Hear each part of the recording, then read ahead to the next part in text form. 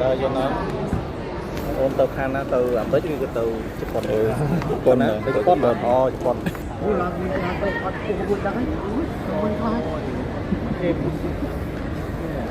cho với chồng Việt Nam chung là con lại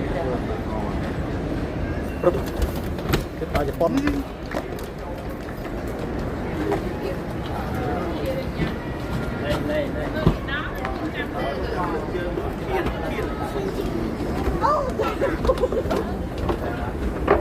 làm hiện xiêm riêng rồi chưa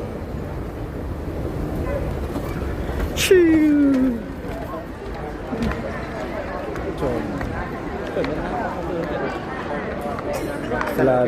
sẽ